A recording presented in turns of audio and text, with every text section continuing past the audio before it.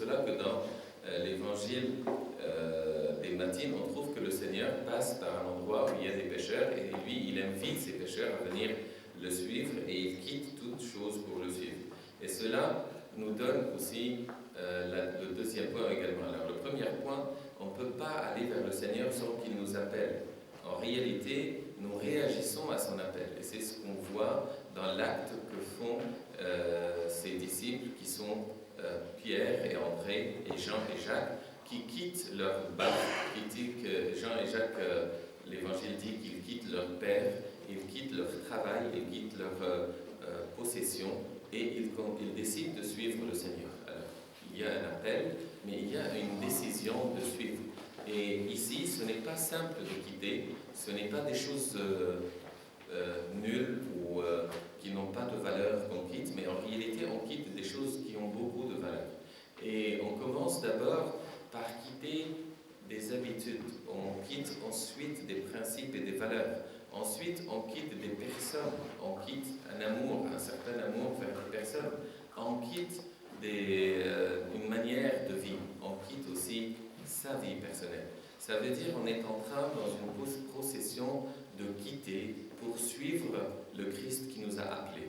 Alors, en ce moment seulement, se développe cette relation. C'est en quittant qu'on devient de plus en plus lié à l'appel du Christ. Ça veut dire, c'est en quittant qu'on devient de plus en plus adepte à cette invitation.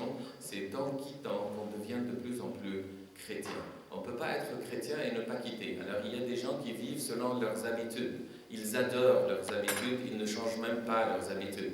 Pourquoi tu n'étais pas venu à la messe? Parce que moi, je ne viens à la messe qu'une fois tous les quelques semaines.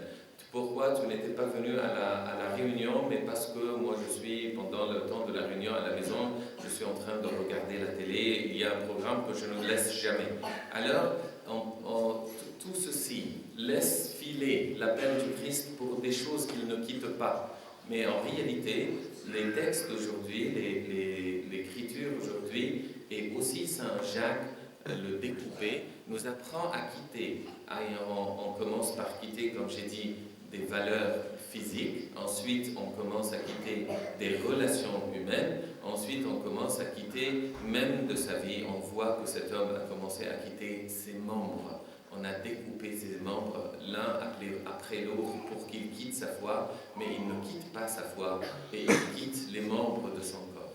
C'est pour cela qu'aujourd'hui aussi, on écoute le passage qu'on lit du Catholicon, ça veut dire de lecture des épîtres universelles, et aujourd'hui on lit une partie de l'épître de Saint Jacques qui nous prépare à cette dureté en disant « Soyez joyeux quand vous êtes éprouvés pour le Christ ». Et c'est pour cela que cela vient comme un troisième point. Le premier point, c'est l'appel du Christ. Écoute bien l'appel du Christ. Reçois bien l'appel du Christ pour toi. Ensuite, réponds présent pour cet appel. Et pour répondre présent pour cet appel, tu dois apprendre à quitter des choses pour rencontrer le Christ.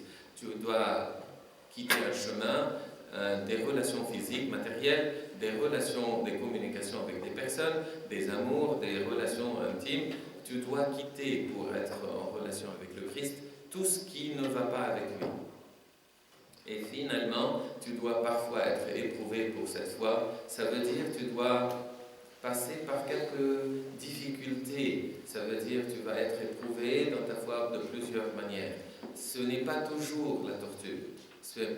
Une personne peut vivre le Christ, être éprouvée dans sa foi sans être passée par la torture. C'est peut-être une difficulté de vivre le commandement. Par exemple, être éprouvé quand on est agressé par quelqu'un pour laisser passer, ça veut dire pour pardonner à l'autre qui nous a agressés. Même si cette agression était injuste et très forte, on doit apprendre à pardonner. Et cette épreuve montre qu'on tient plus à la parole du Christ qu'à notre personne, et c'est pour cela qu'on est capable de pardonner. C'est très difficile parfois, mais ça peut mener. Ça veut dire celui qui n'est pas éprouvé pour vivre la parole du Seigneur, je ne crois pas qu'il sera capable de vivre la torture ou le martyre ou cette forme de vie dont on lit sur les saints de Dieu. Mais celui qui est capable de laisser la vie matérielle est capable d'approcher plus du Christ. Parce qu'en réalité, c'est notre cheminement. On est ici sur la terre, mais on vit avec le Christ ici pour vivre avec lui au ciel qui n'est pas matériel du tout. Alors ceux qui sont très attachés à la vie matérielle sont incapables de vivre avec le Christ. Ils doivent apprendre à quitter cela. S'ils font cela de plein gré, c'est bien. S'ils ne le font pas, ils seront éprouvés dans cela par la permission du Seigneur. C'est pour cela, ayez toujours cela devant vos yeux. Vous êtes invités par le Christ à le suivre. Vous devez répondre à cette invitation positivement. Et en répondant à cette invitation positivement, vous devriez quitter des choses, quitter de tout, quitter des principes, des vies, d'une manière de vie, des personnes. Vous devrez quitter un chemin, des possessions. Vous devriez quitter même votre corps parfois, parce qu'on vous demandera parfois de mourir en martyr. Mais aussi à la fin, le Seigneur nous montre sur l'évangile d'aujourd'hui qu'il y a deux de ses disciples qui sont venus pour lui demander de rester l'un à sa droite et l'autre à sa gauche. En réalité, celui qui a été invité par le Christ à le suivre, celui qui a voulu suivre le Christ selon cette invitation et quitter des choses matérielles ou autres, celui qui a été éprouvé dans cette foi ne devrait pas chercher à être le premier. Il devrait chercher à être le dernier pour servir les autres. Parce qu'en cela, il ressemble à son Seigneur. Parce que le Christ qui était dans la forme de Dieu a choisi de venir prendre notre forme humaine pour nous servir, pour mourir à notre place sur la croix. Alors, si tu veux vraiment être à l'appel du Christ, tu dois être comme lui, quelqu'un qui sert, pas quelqu'un qui se fait servir. Et c'est pour cela que le Christ en parle aujourd'hui et on choisit de le lire aujourd'hui dans ce jour. Alors, c'est 4 points essentiels. 1, tu reçois un appel. Alors, fais attention à cet appel et réponds oui à cet appel en quittant des choses, quittant une vie, quittant des manières. Et finalement, tu dois chercher à être fort dans l'épreuve du Christ pour continuer à vivre le Christ, sert les autres pour être dans le chemin du Seigneur, que la gloire soit à son nom. Amen.